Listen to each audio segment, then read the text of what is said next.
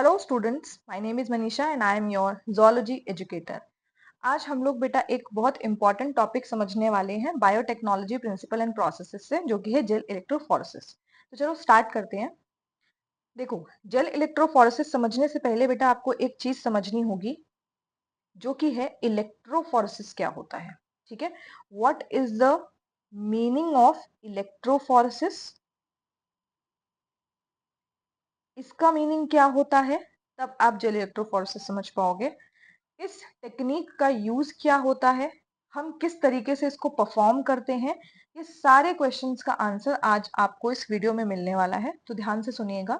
सबसे पहले हमको समझना है इलेक्ट्रोफोरेसिस। देखो, इस वर्ड को अगर मैं तोड़ूं तो इलेक्ट्रो का मतलब होता है charge, something related to charge, and phoresis is to carry. ठीक है, तो ऐसा कोई प्रोसेस या फिर ऐसा कोई टेक्निक जिसकी मदद से हम क्या कर रहे हैं, चार्ज या चार्ज मॉलिक्यूल को सेपरेट कर रहे हैं। ठीक है, अगर मैं डेफिनेशन की बात करूं तो it is a technique which is used to which is used to separate the charged molecules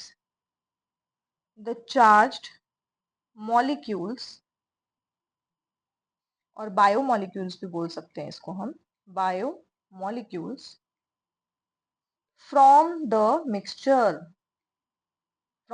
mixture या सोल्यूशन। ठीक है, किसी एक पर्टिकुलर सोल्यूशन या मिक्सचर में से हम कुछ चार्ज मॉलिक्यूल्स को क्या करते हैं, सेपरेट करते हैं। चार्ज मैं बोल रही हूँ तो मतलब नेगेटिव होगा कोई मॉलिक्यूल, पॉजिटिव होगा, कुछ न्यूट्रल भी होंगे, तो उनको हम क्या करते हैं, सेपरेट करते हैं।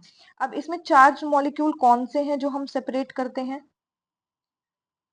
These charge molecules could be DNA, RNA, proteins. ठीक है, कुछ भी हो सकते हैं। आपके सेल में जो प्रेजेंट होते हैं, इनमें से कोई भी मॉलिक्यूल जो है वो चार्ज के बेसिस पे क्या किया जाता है, सेपरेट किया जाता है। ठीक है मैम, ये तो हमको समझ में आ गया कि भाई इलेक्ट्रोफोरेसिस का मतलब क्या होता है। ऐसी कोई बायोटेक्नोलॉजी में ऐसी कोई टेक्निक है जिससे हम क्या कर रहे हैं, चार्ज मॉलिक्यूल या बायोमोलिक्यूल्स को सेपरेट कर रहे हैं। क्वेश्चन यहाँ पर ये आता है बेटा कि हम ये कर क्यों रहे हैं, why we are using this technique. ठीक है, वाई, क्या जरूरत पड़ी कि हम मॉलिक्यूल्स को सेपरेट कर रहे हैं। देखो, अब इसमें थोड़ा सा चैप्टर में आपको थोड़ा सा पीछे जाना पड़ेगा। पीछे कितना, रिकॉम्बिनेंट डीएनए में जब हम कोई भी रिकॉम्बिनेंट डीएनए या आरडीएनए बनाते हैं तो हम क्या करते हैं, सिंपल सा, हमारा कोई प्लाज्मिड रहेगा। ठीक है, हमारा एक फ्रेगमेंट होगा, हमारे चॉइस का डीएनए फ्रेगमेंट, इसको हम इसमें क्या करा देंगे, इंसर्ट करा देंगे।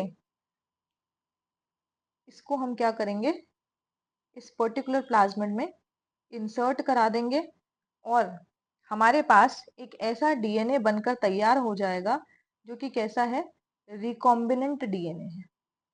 ठीक है, हमने अ पीस ऑफ डीएनए और a piece of gene of interest हमने इसमें ऐड कर दिया, जिसकी वजह से हमको क्या मिल गया, आरडीएनए मिल गया। ठीक है, आरडीएनए मिल गया, रिकॉम्बिनेंट डीएनए हमने बना लिया। अब हमने इंटरेस्ट ऑफ जीन डाला है तो मतलब हमने कोई ऐसा जीन डाला है जो हम चाहते हैं कि हाँ इस पर्टिकुलर डीएनए के अंदर जाए और हमें अपने मन चाहा प्रोटीन या फिर बोल लो मन चाहा कैरेक्टर जो है वो हमें मिल जाए। ठीक है, कोई भी ऐसा प्रोटीन जो है जो हम चाहते हैं वो हमें मिल जाए। क्लियर? अब इस पूरे टेक्निक में जो आपने ये डीएनए का फ्रेगमेंट जो है जो इस्तेमाल किया, उसी को सेपरेट करने के लिए हम इलेक्ट्रोफोरेसिस की टेक्निक का इस्तेमाल करते हैं। ठीक है, इसी तरीके से बहुत सारे प्रोटीन्स जो हैं वो भी सेपरेट किए जाते हैं, आरएनएस भी सेपरेट किए जाते हैं। इसलिए इलेक्ट्रोफोरेसिस क्या होता है, एक इम्पॉर्टेंट प्रोसेस होता है। क्लियर? अब ये तो समझ गए आप कि हम क्यों इस टेक्निक का इस्तेमाल कर रहे हैं। अब जो मैंने आपको बोला, इलेक्ट्रोफोरेसिस जो है वो चार्ज मॉलिक्यूल्स को सेपरेट कर रहा है। ठीक है, डीएनए हो गया, आरएनए हो गया, प्रोटीन हो गया, इनको सेपरेट कर रहा है। तो कोई ना कोई इलेक्ट्रिकल फील्ड जनरेट हो रहा होगा। किसी तरीके का इलेक्ट्रिक फील्ड जनरेट हो रहा होगा। अब इलेक्ट्रिक फील्ड जनरेट करने के लिए आपके पास दो टर्मिनल होने चाहिए। कौन से दो टर्मिनल? कैथोड और एनोड, यानी कि पॉजिटिव नेगेटिव टर्मिनल आपके पास प्रेजेंट होना चाहिए। कैथोड जो है ये नेगेटिव टर्मिनल होता है और एनोड जो है ये कैसा होता है? पॉजिटिव टर्मिनल होता है। ठीक है, अब कोई भी मॉलिक्यूल अगर नेगेटिवली चार्ज्ड है तो वो किसके पास जाएगा? ऑब्वियस सी बात है, ऑपोजिट चार्ज के पास जाएगा। तो नेगेटिवली चार्ज्ड मॉलिक्यूल्स जो हैं वो एनोड के पास जाते हैं और जो कैथोड के पास है उसके पास पॉजिटिवली चार्ज्ड मॉलिक्यूल्स जाएंगे। क्लियर? इस तरीके से आपका इलेक्ट्रिक फील्ड जनरेट होगा और जो मॉलिक्यूल है वो सेपरेट होंगे। तो ये हो गया इलेक्ट्रोफोरेसिस के बारे में कि एक्चुअली इलेक्ट्रोफोरेसिस होता क्या है। अब मैंने आपको बताया कि हम इलेक्ट्रोफोरेसिस जो है उसका इस्तेमाल करते हैं आरडीएनए टेक्नोलॉजी में या फिर रिकॉम्बिनेंट डीएनए टेक्नोलॉजी में। ये सिर्फ जेल इलेक्ट्रोफोरेसिस नहीं होता, इसके और भी अदर टाइप्स होते हैं। ठीक है, फर्स्ट इज पेपर इलेक्ट्रोफोरेसिस। ठीक है, पेपर इलेक्ट्रोफोरेसिस। सेकेंड टाइप जो होता है उसको हम बोलते हैं agarose gel electrophoresis. Third type जो है वो होता है SDS page, SDS page electrophoresis. अब मैं आपके सिलेबस की बात करूं तो उसमें सिर्फ और सिर्फ जेल इलेक्ट्रोफोरेसिस है जो हम पढ़ते हैं डिटेल में, जो कि एनसीईआरटी में मेंशन है। बाकी जो दो टाइप है इसके बारे में हम थोड़ा सा समझ लेंगे, बस बेसिक बेसिक, हमें पूरी टेक्निक नहीं समझनी है, बस आपको पता होना चाहिए कि इस तरीके का इलेक्ट्रोफोरेसिस भी एग्जिस्ट करता है। ठीक है, देखो सबसे पहला जो है दैट इज पेपर इलेक्ट्रोफोरेसिस। ये वाइडली यूज टेक्निक है, बहुत इस्तेमाल की जाती है। इसमें बेसिकली हम क्या करते हैं, क्लिनिकल लेबोरेटरीज में हम इसका इस्तेमाल करते हैं और इसमें हम बहुत स्मॉल मॉलिक्यूल्स को क्या करते हैं, सेपरेट करते हैं। स्मॉल मॉलिक्यूल्स को इसके अंदर हम सेपरेट करते हैं, जैसे कि अमाइनो एसिड्स हो गए। ठीक है, अमाइनो एसिड्स हो गए, इनको हम क्या करते हैं, सेपरेट करते हैं। कार्बोहाइड्रेट हो गया, पेप्टाइड्स हो गया, ये सब चीजें जो है स्मॉल स्मॉल मॉलिक्यूल्स वो पेपर इलेक्ट्रोफोरेसिस से आप सेपरेट कर सकते हो। ये हमको डिटेल में पढ़ना है तो इसको भी हम पढ़ेंगे। एसडीएस पेज इलेक्ट्रोफोरेसिस की बात करूं तो एसडीएस एक तरीके का मॉलिक्यूल होता है जिसको हम बोलते हैं सोडियम डॉडिसाइल, सोडियम डॉडिसाइल सल्फेट। ठीक है, सोडियम डॉडिसाइल सल्फेट जो कि इस टेक्निक के अंदर इस्तेमाल किया जाता है, इसीलिए इसको एसडीएस बोलते हैं। And PAGE stands for polyacrylamide gel. ठीक है, polyacrylamide gel, SDS sodium dodecyl sulphate and PAGE is related to polyacrylamide gel. मतलब वो जेल जो हम इस टेक्निक को रन करने के लिए इस्तेमाल कर रहे हैं। इसमें बेसिकली हम किसका सेपरेशन करते हैं बेटा, इसमें हम प्रोटीन्स का सेपरेशन करते हैं। ठीक है, और इन प्रोटीन्स का हम यहाँ पर मॉलिक्यूलर मास भी जो है वो भी पता लगा सकते हैं इस टेक्निक की मदद से। तो यहाँ पर क्वालिटेटिव एनालिसिस होता है। ठीक है, इसमें क्या होता है, क्वालिटेटिव एनालिसिस होता है प्रोटीन मॉलिक्यूल्स का, जिससे आप रिलेटिव मॉलिक्यूलर मास भी निकाल सकते हैं। इसमें हम जो इस्तेमाल करते हैं वो केमिकल है सोडियम डॉडिसाइल सल्फेट और जेल है पॉलीएक्रिलेमाइड जेल। क्लियर? तो ये बहुत बेसिक सा है। हमको जो डिटेल में पढ़ना है वो हमको पढ़ना है एगरोज जेल इलेक्ट्रोफोरेसिस। तो आई होप इतना क्लियर है। ये थे इसके टाइप्स। ठीक है, और इससे पहले हमने पढ़ा कि इलेक्ट्रोफोरेसिस क्या होता है, इलेक्ट्रोफोरेसिस के टाइप क्या होते हैं, किस तरीके से हम इलेक्ट्रोफोरेसिस का इस्तेमाल करते हैं और क्यों करते हैं। आई होप इतना क्लियर है। तो चलो अब आगे बढ़ते हैं।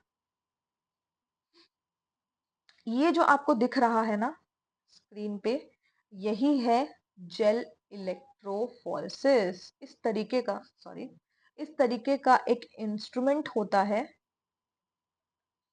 जिसके थ्रू हम जेल इलेक्ट्रोफोरेसिस को परफॉर्म करते हैं। दिस इज द इक्विपमेंट, क्योंकि टेक्निक है तो कोई ना कोई चीज हम इस्तेमाल कर रहे होंगे। अब हम इसमें कैसे क्या इस्तेमाल कर रहे हैं ये अभी मैं आपको समझाऊंगी। देखो, अगर मैं यहाँ पर बात कर रही हूँ इलेक्ट्रोफोरेसिस की, बेसिकली जेल इलेक्ट्रोफोरेसिस की, तो अभी मैंने आपको प्रीवियस स्लाइड में एक चीज बताई थी, ये एगरोज जेल। जो हम जेल का इस्तेमाल कर रहे हैं वो है एगरोज जेल। क्लियर? तो इसके प्रिपरेशन के लिए आपको चाहिए होता है एगरोज जेल प्रिपरेशन। सबसे पहली चीज वही आएगी कि आपको जेल बनाना है।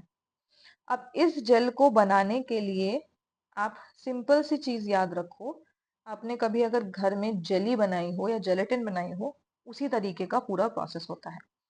जो ये एग्रोज है that is in the powdered form. ये पाउडर्ड फॉर्म में होता है, ठीक है। पाउडर फॉर्म में हम इसका इस्तेमाल करते हैं, कई जगह पे टेबलेट के फॉर्म में भी इस्तेमाल होता है, पर मोस्टली पाउडर फॉर्म में हम इसका इस्तेमाल करते हैं। This is extracted from, very important point, NCERT में मेंशन है, एक्सट्रैक्टेड फ्रॉम सी वीड। इसे हम एक तरीके के सी वीड से एक्सट्रैक्ट करते हैं, and that seaweed is actually a red algae, Rhodophyceae का मेंबर होता है यह, जिसका नाम है जिलेडियम एंड ग्रासिलेरिया। ठीक है, ग्रासिलेरिया, जिलेडियम एंड ग्लिसरेरिया। ठीक है, यहां से हम इसको एक्सट्रैक्ट करते हैं और इसको जेल को प्रिपेयर करते हैं। जेल को प्रिपेयर करने के लिए मैंने आपको बोला, जो जेली होती है उसी को आप इमेजिन कीजिए, आप पहले जेली के पाउडर को बर्तन में डालते हो, ठीक है। उस बर्तन को आप पानी डाल के गर्म करते हो, ठीक है। मान लो ये तुमने बर्तन के अंदर क्या कर दिया, जेलेटिन डाल दिया, है ना, और इसको हमने गैस पे रख दिया है, ये फ्लेम है, गैस पे हमने रख दिया। अब हम इसको बॉईल करेंगे और सॉल्युबलाइज करेंगे, है ना, मतलब पूरी तरीके से इसको मिक्स हो जाने देंगे, सॉल्युबलाइज करेंगे। जैसे ही ये पूरी तरीके से सॉल्युबलाइज हो जाएगा ना, तो हम इसको सेट करने के लिए रख देते हैं। सेट करना मतलब कूल करना, ठंडा करना, कूल डाउन करना। जैसे ही ये प्रॉपर तरीके से कूल डाउन हो जाता है ना, तो ये सेट हो जाता है एक जेल के फॉर्म में। क्लियर? तो ये जो पूरा प्रोसेस है, यही हम एग्रोज जेल को बनाने में इस्तेमाल करते हैं। ये जो आपको दिख रहा है ये बीच में, इस ये पूरे एरिया में, ये क्या है, ये जेल है, ठीक है। और ये इसी तरीके से बनाया जाता है। फिर हम इस पर्टिकुलर जो इंस्ट्रूमेंट है इसमें इसको पोर करते हैं, और पोर करने के बाद हम इसको सेट करने देते हैं, ठीक है। तो ये पूरा प्रोसेस होता है एग्रोज जेल प्रिपेयर करने का। जब आपने एग्रोज जेल प्रिपेयर कर लिया है, तो हम उसको इसके अंदर पोर करते हैं। अब देखो, एक चीज ध्यान से समझना। अब मैं ये इंस्ट्रूमेंट तुमको बना के दिखाती हूँ, और इसको बहुत अच्छे से समझने की कोशिश करना। दिस इज द इक्विपमेंट जो कि हम जेल इलेक्ट्रोफोरेसिस के लिए इस्तेमाल करते हैं। बहुत सारी चीजें हैं इसमें, आपको सब चीजें याद रखनी है, और सब इम्पोर्टेंट बनता है एग्जाम पॉइंट ऑफ व्यू से अगर मैं बोलूँ तो। देखो, इस तरीके का ये इंस्ट्रूमेंट होता है, अभी मैंने आपको दिखाया था। ये एक प्लेट रहती है, प्लास्टिक की हो सकती है, ग्लास की हो सकती है, ठीक है। अब यहाँ पर देखो, ये जो आपको गड्ढे जैसे स्ट्रक्चर नजर आ रहे हैं ना, ये गड्ढे जैसे स्ट्रक्चर जो है, खांचे जैसे स्ट्रक्चर, इनको हम क्या बोलते हैं, well. These are the well. जब आप इस प्लेट पे जेल पोर करते हो ना, तो हम इसमें कॉम प्लेट लगाते हैं, ठीक है। हम क्या लगाते हैं यहाँ पे, एक कॉम प्लेट अरेंज करते हैं, जिस कॉम प्लेट की वजह से क्या होता है, ये गड्ढे या वेल तैयार होते हैं। जब आपने जेल डाला, तो आपने उसको सेट होने के लिए रखा, तभी आपने कॉम प्लेट को क्या करा, इंसर्ट कर दिया, जिसकी वजह से क्या हुआ, ये वेल जैसे स्ट्रक्चर जो है आपको बनकर तैयार हो गए, ठीक है। अब यहाँ पर तुमको समझ में आ गया इसको हम क्या बोल रहे हैं, वेल। दूसरी चीज मैंने आपको बताया था कि हमको यहाँ पर टर्मिनल्स चाहिए होते हैं, आपको एक इलेक्ट्रिक फील्ड क्रिएट करना है। तो यहाँ पर नेगेटिव टर्मिनल होता है, और इस तरफ क्या होता है, पॉजिटिव टर्मिनल होता है, ठीक है। नेगेटिव टर्मिनल किसके लिए था, कैथोड के लिए। पॉजिटिव टर्मिनल किसको रिप्रेजेंट कर रहा है, एनोड को रिप्रेजेंट कर रहा है। क्लियर? अब हम आते हैं कि एक्चुअली जेल इलेक्ट्रोफोरेसिस रन कैसे करता है। आपके पास ये सारे वेल्स जो है, इसमें हम अपना सैंपल लोड करते हैं, ठीक है। मतलब अपना डीएनए का मिक्सचर जो है वो हम इसके अंदर डालेंगे जो हमने जेल के साथ बनाया था। ठीक है, तो इसके अंदर आपके पास क्या है, डीएनए है प्लस बफर सोल्यूशन भी रहता है इसमें। ठीक है, पीएच वगैरह मेंटेन करने के लिए। तो यहाँ पर क्या रहेगा, डीएनए और बफर। कभी कभी हम इस टाइम पे भी एक डाई का इस्तेमाल करते हैं जिसको हम बोलते हैं ब्रोमोफिनॉल ब्लू। ब्रोमोफिनॉल ब्लू, जिससे कि हम अगर सैंपल रन करा रहे हैं तो हमको दिख जाए कि हमारा जो सैंपल है वो लोड हुआ भी है या नहीं। ठीक है, तो डीएनए के मॉलिक्यूल्स को देखने के लिए हम क्या करते हैं, ब्रोमोफिनॉल ब्लू का इस्तेमाल करते हैं। ठीक है, अब एक चीज और समझो, जो आपने यहाँ पर पहला वाला जो वेल देख रहे हो, इसको हमने अभी खाली छोड़ा हुआ है। ठीक है, इसके अंदर हम क्या डालते हैं, इसके अंदर हम नून सैंपल डालते हैं।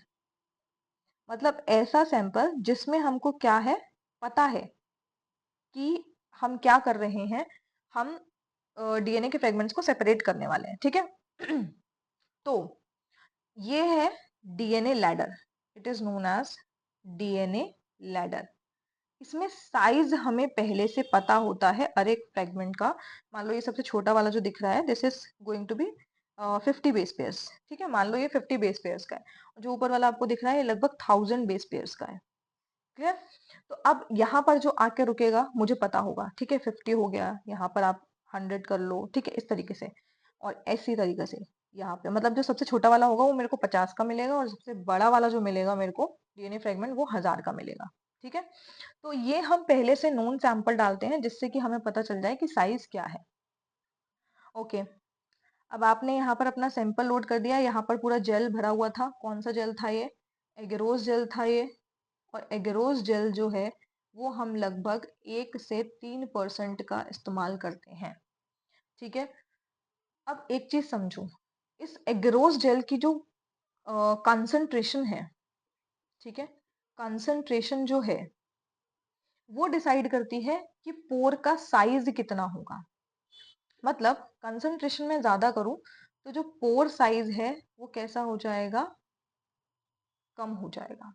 ठीक है, इस बात को मैं आपको यहां समझाती हूँ।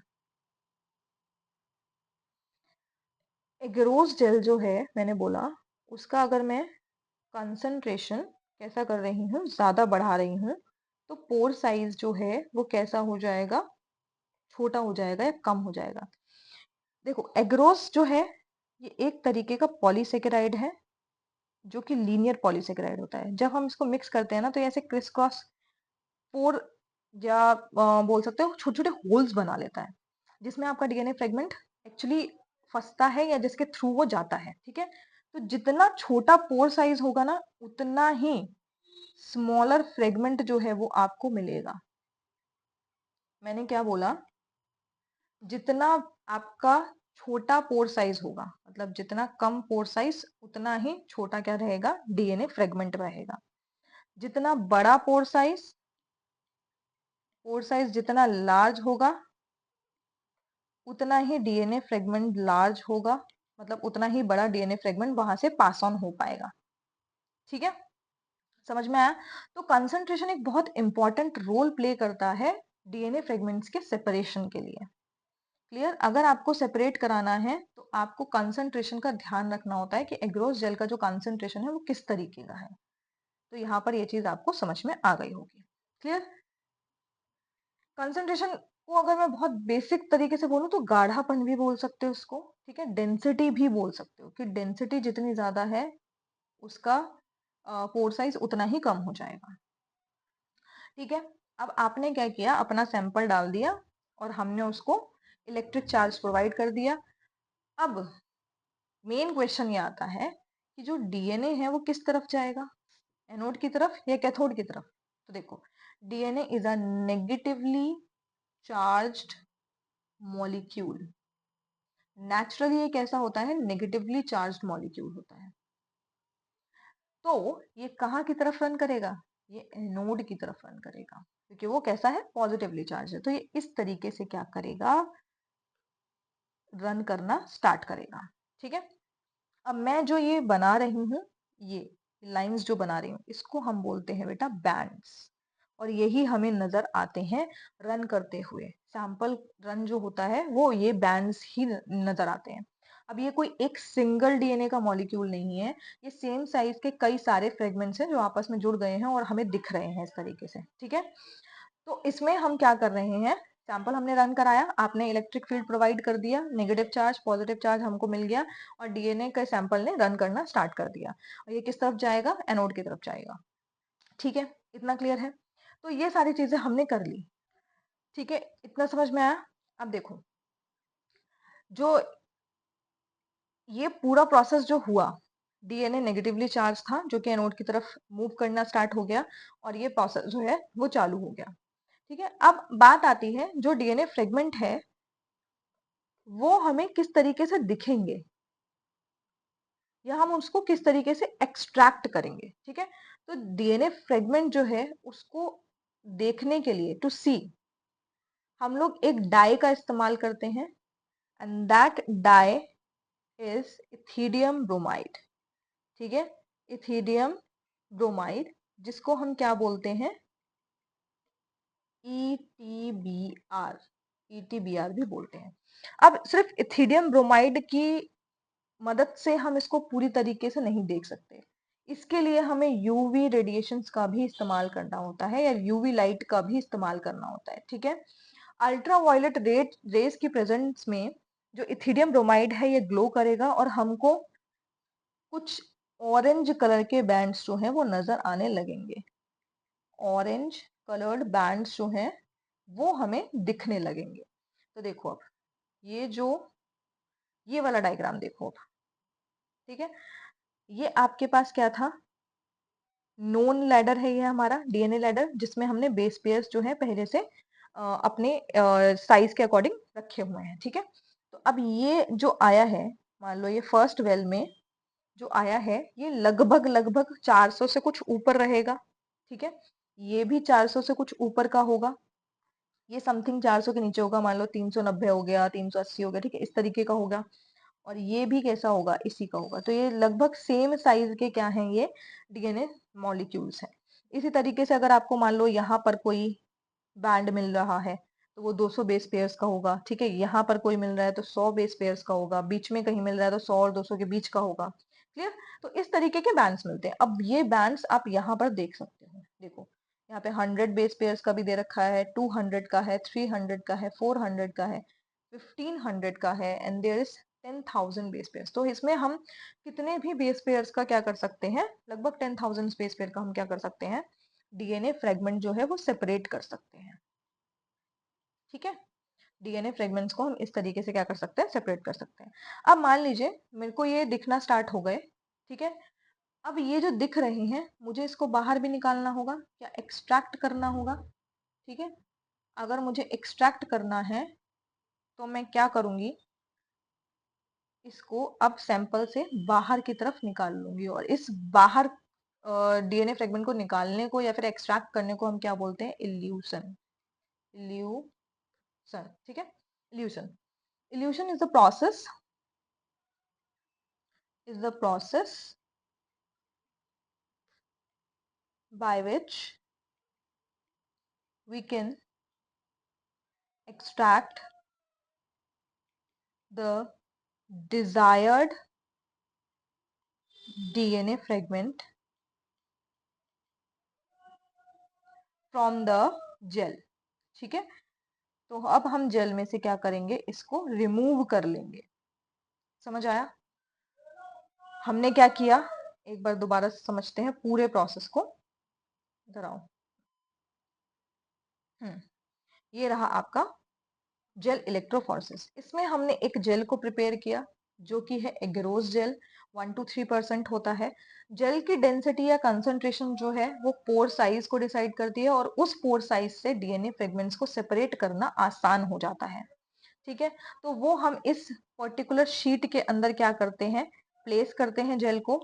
जेल लोड करने के साथ हम एक कॉम्ब प्लेट को इसके अंदर रखते हैं। कॉम्ब प्लेट जो है जब जेल सेट हो जाता है तो उसको रिमूव करते हैं, तो ये इस तरीके से वेल का फॉर्मेशन करता है। यही वेल जो है हमारे सैंपल को लोड करने में मदद करता है। जैसे ही आप इसमें सैंपल डालते हैं, आपका जो डीएनए है या फिर जो फ्रेगमेंट है, जो सैंपल है, वो रन करने लगता है प्लेट पे, और उसको हम एक डाई की मदद से देखते हैं, जिसको हम बोलते हैं इथिडियम ब्रोमाइड। ठीक है, इथिडियम ब्रोमाइड में जब आप यूवी लाइट्स डालेंगे तो आपको कुछ ऑरेंज कलर के, जरूरी नहीं है सिर्फ ऑरेंज कलर के बैंड्स में, किसी भी कलर के मिल सकते हैं। ठीक है, तो हमें ऑरेंज, लगभग ऑरेंज कलर के बैंड्स मिलते हैं।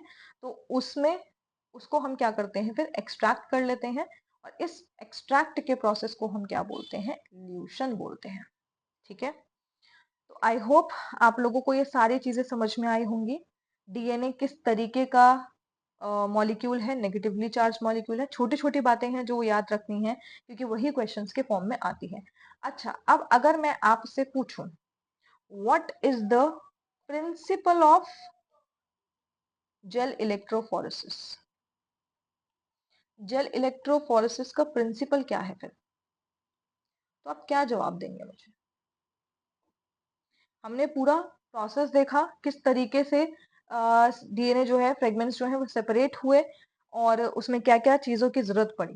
तो इससे हम ये निष्कर्ष या फिर कंक्लूजन निकालते हैं, it is based on it is based on the size. ठीक है, साइज के बेसिस पर हम क्या करते हैं, सेपरेशन करते हैं। तो जेल इलेक्ट्रोफोरेसिस के अगर मैं प्रिंसिपल की बात करूं या डेफिनेशन बोलूं, जेल इलेक्ट्रोफोरेसिस का प्रिंसिपल या फिर डेफिनेशन की बात करूं, तो a it is a technique by which we can separate the DNA fragments DNA fragments according to their size। ठीक है, साइज के बेस पे हम क्या कर सकते हैं, डीएनए फ्रेगमेंट्स का सेपरेशन कर सकते हैं। हमने डीएनए फ्रेगमेंट्स लाए कहाँ से थे, जब हम क्या कर रहे हैं, आरडीएनए का फॉर्मेशन कर रहे हैं या रिकॉम्बिनेंट डीएनए का फॉर्मेशन कर रहे हैं, तो हम बहुत सारे फ्रेगमेंट्स जो हैं, डीएनए के फ्रेगमेंट्स जो हैं, वो तोड़ रहे हैं। किसकी मदद से तोड़ रहे हैं, या किसकी मदद से हम उसको बना रहे हैं, रेस्ट्रिक्शन एंडोन्यूक्लियेजेस की मदद से बना रहे हैं। ठीक है, रेस्ट्रिक्शन एंडोन्यूक्लियेजेस की मदद से, जिसमें हम क्या करते हैं, बेसिकली डीएनए के किसी भी मॉलिक्यूल को और किसी भी अपने डिजायर्ड जीन या डिजायर्ड पार्ट को हम क्या कर लेते हैं, सेपरेट कर लेते हैं। तो हमारे पास कुछ इस तरीके से फ्रेगमेंट्स जो हैं वो बन के तैयार हो जाते हैं। ठीक है, तो यही डीएनए फ्रेगमेंट्स जो हैं, हमें सारे इस्तेमाल में नहीं लाने हैं। हमारे जो काम का है या हमारा जो जीन ऑफ इंटरेस्ट है, उस सीक्वेंस को हमें निकालना है। तो इसलिए हम साइज के बेसिस पे इसको क्या कर लेते हैं, सेपरेट कर लेते हैं। और फिर यही जो डिजायर, जो हमने जो इल्यूशन किया है, जो हमने एक्सट्रैक्ट किया है डीएनए फ्रेगमेंट, जो हमने डीएनए फ्रेगमेंट एक्सट्रैक्ट किया है, उसको हम अपने डिजायर्ड होस्ट के अंदर क्या करेंगे, इंसर्ट करा देंगे। ठीक है, और फिर हम उसको प्रोटीन को एक्सप्रेस करने देंगे। क्लियर? तो ये सारा पूरा प्रोसेस जो है वो हम इस्तेमाल करते हैं कहाँ पर, डीएनए टेक्नोलॉजी में या बायोटेक्नोलॉजी में। क्लियर? तो इलेक्ट्रोफोरेसिस हमने समझ लिया। ठीक है, क्यों हम इस्तेमाल कर रहे हैं, कैसे इस्तेमाल कर रहे हैं, कहाँ इस्तेमाल कर रहे हैं, कितने टाइप्स होते हैं, ये सारी चीजें आप समझ चुके हैं। तो आई होप आप लोगों को आज का सेशन ये समझ में आया होगा अच्छे से। अगर समझ में आया है तो आगे आप और भी वीडियोस देखिएगा इसके डिटेल्ड चैप्टर को पढ़ने के लिए। सो अभी के लिए थैंक यू सो मच।